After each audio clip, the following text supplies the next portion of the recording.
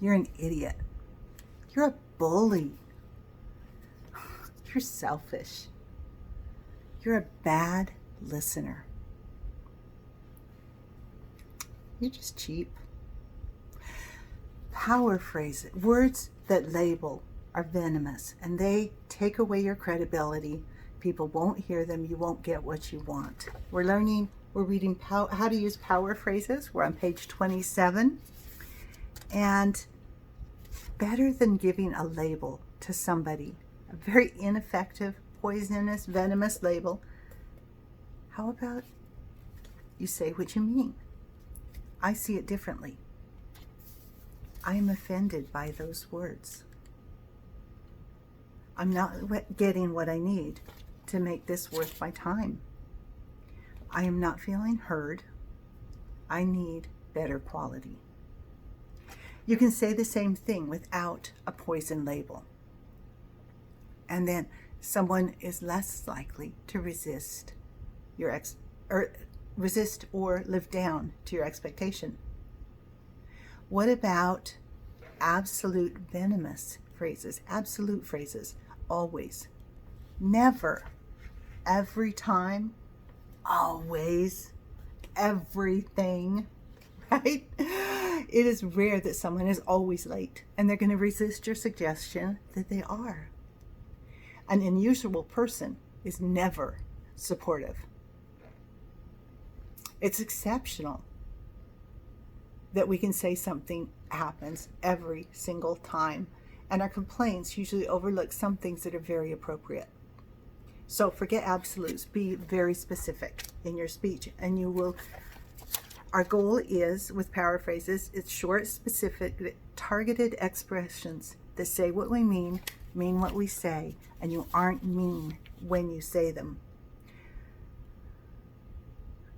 What about don't? No, you can't. Don't come late. What people hear is don't and come late. I need you to be on time is a much more positive phrase. No reservation, no car. Reservations are required. When I was dropping off a car, the attendant told me, "You can't leave your car here." How much better if you'd said, "Would park over there." Say what you mean. You can't have it. You don't need any more toys. You have enough toys. But I don't have this one, the child says. Mom and daughter are in a running argument. The daughter hadn't said a word about wanting that specific toy. Mom introduced the idea, and Mom was quick to point out what the daughter couldn't have, didn't need, and wouldn't get. Any self-respecting child would see that as a challenge. Do you ever should on people? We're on page 30. If you do, you're using a venomous phrase. You shouldn't be working all the time. You should put your laptop away and enjoy the flight. Have you ever had people tell you what you should do, and how much do you love that? You should look up. Should, if I were you, what you need to do is, you're supposed to, you ought to, and you must.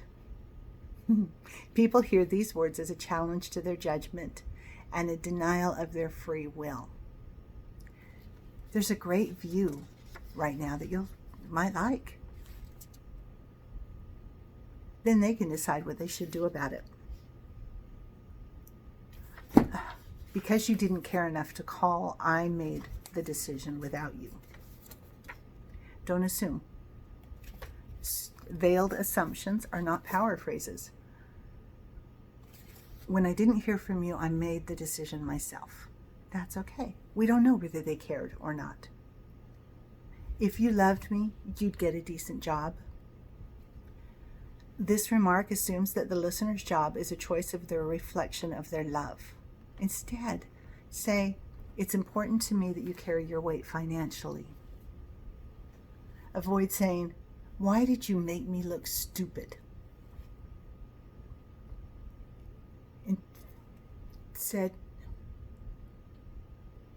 inferring that they got pleasure out of making you look stupid.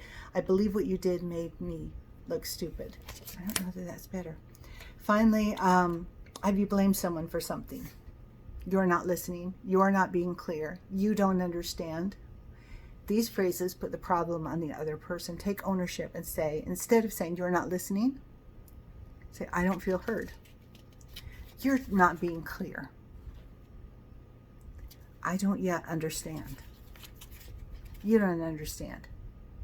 I don't believe I've made myself clear to you. Let's stamp out poison phrases.